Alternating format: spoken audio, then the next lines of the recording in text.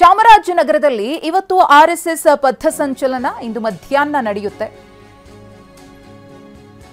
ರಾಜ್ಯದ ಬೇರೆ ಬೇರೆ ಜಿಲ್ಲೆಗಳಲ್ಲಿ ಆರ್ಎಸ್ಎಸ್ ಪಥಸಂಚಲನವನ್ನು ಆಯೋಜನೆ ಮಾಡುವ ನಿಟ್ಟಿನಲ್ಲಿ ನಿರ್ಧಾರವನ್ನು ತೆಗೆದುಕೊಳ್ಳಲಾಗಿದೆ. ಇವತ್ತು ಮಧ್ಯಾಹ್ನ 3 ಗಂಟೆಗೆ ಚಾಮರಾಜನಗರದಲ್ಲಿ ಪಥಸಂಚಲನ ನಡೆಯುತ್ತೆ. ಚಾಮರಾಜನಗರದ ಪ್ರಮುಖ ಬೀದಿಗಳಲ್ಲಿ ಆರ್ಎಸ್ಎಸ್ ಬ್ಯಾನರ್ಗಳು ಹಾಕಲಾಗಿತ್ತು. ಆರ್ಎಸ್ಎಸ್ ಬ್ಯಾನರ್ ಬಾವುಟವನ್ನು ತೆರವುಗೊಳಿಸುವಂತೆ ಆಕ್ರೋಶ ಕೂಡ ಮತ್ತೊಂದು ಕಡೆ ವ್ಯಕ್ತವಾಗಿದೆ. ದಲಿತ ಸಂಘಟನೆಯಿಂದ ಭಾರೀ ಪ್ರತಿಭಟನೆ ಚಾಮರಾಜನಗರದ ಭುವನೇಶ್ವರಿ ವೃತ್ತದಲ್ಲಿ ಪ್ರತಿಭಟಿಸಿದ್ದಾರೆ. ನಗರಸಭೆ ವಿರುದ್ಧ ಧಿಕ್ಕಾರವನ್ನ ಕೂಗಿ ಆಕ್ರೋಶವನ್ನು ವ್ಯಕ್ತಪಡಿಸಿದ್ದಾರೆ. ದಯಮಾಡಿ ತಾವು ಅರ್ಥ ಮಾಡ್ಕೊಳ್ಳಿ. ಯಾಕಂದ್ರೆ ನಾವು ನೀವೆಲ್ಲ ಸೋದರತ್ವದಿಂದ ಎಲ್ಲರೂ 6 ಗಂಟೆಯಿಂದ ಸಂಜೆ 6 ಗಂಟೆ ತನಕ ಅನುಮತಿ ಕೊಟ್ಟಿದ್ದೀರಿ. ನೀವು 6 ಗಂಟೆ ತನಕ ಇಲ್ಲಿ RSS ಬೋರ್ಡ್ ಅನ್ನು ಕಟ್ಬಿಟ್ರೆ ಅದ್ರ ಕೆಳಗಡೆ ನಾವು ಕೂತ್ಕೊಳ್ಳೋದು ಅಂದ್ರೆ ಹೆಂಗೆ ಅರ್ಥ ಎಲ್ಲ ಒಂದ್ ನಿಮಿಷ ನೀವು ತಾಡಿ ಸರ್, ನೀವು ಪರ್ಮಿಷನ್ ಕೊಡುವಾಗ್ಲವಾ ಇವತ್ತು RSSನವ್ರಿಗೆ ನೀವು ಪಥಸಂಚಲನ ಕೊಟ್ರೆ RSS ಏನ್ ಮುಳುಗೋಯ್ತಿತ್ತು.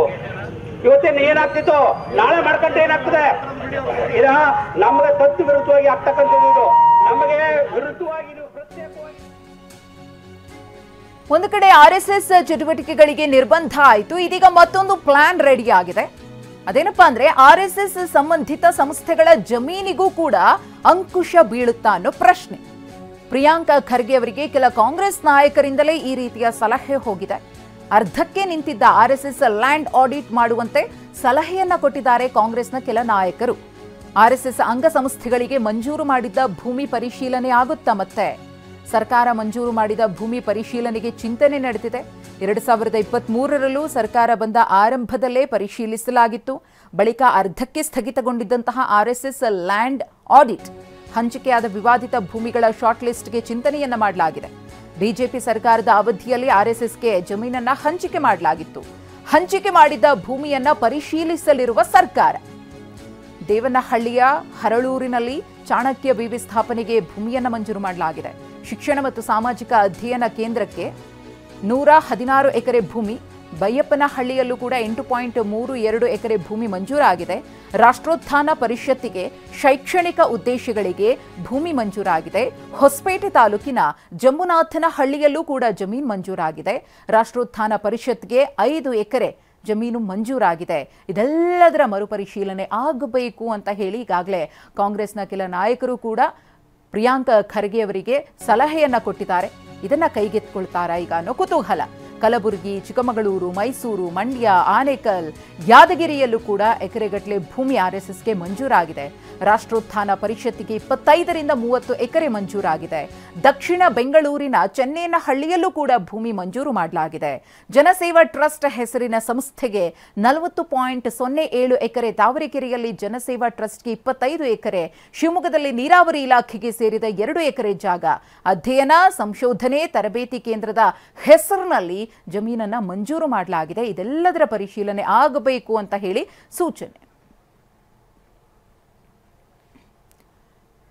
ಕಿರಣ್ ಹನಿಯಡ್ಕ ನೇರ ಸಂಪರ್ಕದಲ್ಲಿದ್ದಾರೆ. ಕಿರಣ್, ಆರ್ಎಸ್ಎಸ್ ವಿಚಾರದಲ್ಲಿ ಸರ್ಕಾರದ ನಿರ್ಧಾರವನ್ನ ಗಮನಿಸಿದ್ವಿ. ಇದೀಗ ಆರ್ಎಸ್ಎಸ್ಗೆ ಮಂಜೂರಾಗಿರುವಂತಹ ಭೂಮಿಗೆ ಕೈ ಹಾಕಿದ್ದೆ ಆದ್ರೆ ಮುಂದೆ ಏನಾಗುತ್ತೆ ಅಂತ ಸರ್ಕಾರದ ನಿಲುವು ಏನಾಗಿರಬಹುದು ಈಗ ಬಂದಿರುವಂತಹ ಸಲಹೆ ಸೂಚನೆಯ ಹಿನ್ನೆಲೆಯಲ್ಲಿ?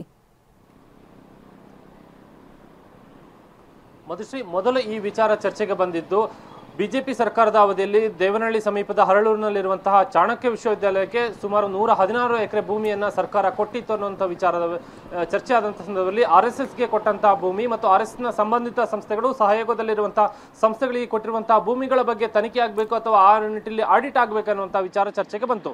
ಈ ಹಿನ್ನೆಲೆಯಲ್ಲಿ ಕಾಂಗ್ರೆಸ್ ಸರ್ಕಾರ 2023ರಲ್ಲಿ ಅಧಿಕಾರಕ್ಕೆ ಬಂದ ಬಳಿಕ ಈ ವಿಚಾರವಾಗಿ ಚರ್ಚೆಯನ್ನು ಕೈಗೆತ್ತಿಕೊಂಡು ಆ ವಿಚಾರದಲ್ಲಿ ಒಂದಷ್ಟು ಗಂಭೀರವಾದಂತಹ ಚಟುವಟಿಕೆಗಳು ಕೂಡ ನಡೆದವು. RSSಗೆ ಸಂಬಂಧಪಟ್ಟಂತಹ ಸಂಸ್ಥೆಗಳಿಗೆ ಕೊಟ್ಟಿರುವಂತಹ ಭೂಮಿಗಳಿಗೆ ಸಂಬಂಧಪಟ್ಟಂತಹ ಆಡಿಟ್ ಅನ್ನು ಮಾಡುವಂತ ನಿಟ್ಟಿನಲ್ಲಿ ಪ್ರಕ್ರಿಯೆಗಳು ಕೂಡ ಆರಂಭವಾಯಿತು. ಆದರೆ ಕಾರಣಾಂತರದಿಂದ ಆ ಪ್ರಕ್ರಿಯೆ ಅರ್ಧದಲ್ಲಿ ಸ್ಥಗಿತವಾಯಿತು. ಇದೀಗ ಮತ್ತೆ ರಾಜ್ಯದಲ್ಲಿ ಕಳೆದ ಒಂದು 15 ದಿನಗಳಿಂದ RSSನ ಚಟುವಟಿಕೆಗಳಿಗೆ ಕಡಿವಾಣ ಹಾಕುವಂತ ವಿಚಾರದಲ್ಲಿ ನಡೆಯುತ್ತಿರುವಂತಹ ಬೆಳವಣಿಗೆಗಳ ಹಿನ್ನೆಲೆಯಲ್ಲಿ ಈಗ RSSನ ಸಂಸ್ಥೆಗಳಿಗೆ ಕೊಟ್ಟಂತಹ ಭೂಮಿಗಳ ವಿಚಾರವಾಗಿ ಮತ್ತೆ ಚರ್ಚೆಗೆ ಮುನ್ನೆಲೆಗೆ ಬಂದಿದೆ. ಹೀಗಾಗಿ ರಾಜ್ಯ ಸರ್ಕಾರ ಈ ನಿಟ್ಟಿನಲ್ಲಿ ಯಾವ ಒಂದು ತೀರ್ಮಾನವನ್ನು ಕೈಗೊಳ್ಳುತ್ತೆ ಅನ್ನುವಂಥದ್ದನ್ನು ನಾವು ಕಾದು ನೋಡಬೇಕು. ಯಾಕೆಂದ್ರೆ ಇಲ್ಲಿ ಸದ್ಯಕ್ಕೆ RSSಗೆ ಸಂಬಂಧಿಸಿದ ಭೂಮಿಗಳ ವಿಚಾರವಾಗಿ ಮತ್ತೆ ಪರಿಶೀಲನೆಯನ್ನ ಮಾಡಬೇಕು ಅನ್ನುವಂಥ ನಿಟ್ಟಿನಲ್ಲಿ ಸಚಿವ ಪ್ರಿಯಾಂಕಾ ಪ್ರಿಯಾಂಕ್ ಖರ್ಗೆ ಅವರಿಗೆ ಒಂದಷ್ಟು ಸಲಹೆಗಳು ಬಂದಿವೆ. ಆ ನಿಟ್ಟಿನಲ್ಲಿ ನೀವು ಈ ಒಂದು ಪ್ರಕ್ರಿಯೆನ ಮುಂದುವರಿಸಬೇಕನ್ನುವಂತ ನಿಟ್ಟಿನಲ್ಲಿ ಅವರಿಗೆ ಸಲಹೆಯನ್ನು ಕೂಡ ಕೆಲವರು ಕೊಟ್ಟಿದ್ದಾರೆ. ಹೀಗಾಗಿ ಈ ವಿಚಾರವಾಗಿ ಸರ್ಕಾರಕ್ಕೆ ಮತ್ತೇನಾದ್ರೂ ಪ್ರಸ್ತಾವನೆ ಸಲ್ಲಿಕೆ ಆದ್ರೆ ಅಥವಾ ಪತ್ರಗಳೇನಾದ್ರೂ ಸಂಬಂಧಪಟ್ಟಂತಹ ಸಚಿವರಿಂದ ಅಥವಾ ಉಳಿದವರಿಂದ ಯಾರಾದ್ರೂ ಸಲ್ಲಿಕೆ ಆದ್ರೆ ಆ ನಿಟ್ಟಿನಲ್ಲಿ ಸರ್ಕಾರ ಏನ್ ಮಾಡುತ್ತೆ ಅನ್ನುವಂಥನ್ನು ಕೂಡ ನೋಡ್ಬೇಕಾಗಿದೆ. ಮಧುಶ್ರೀ, ಧನ್ಯವಾದ ಕಿರಣ್ ತಮ್ಮ ಮಾಹಿತಿಗಾಗಿ.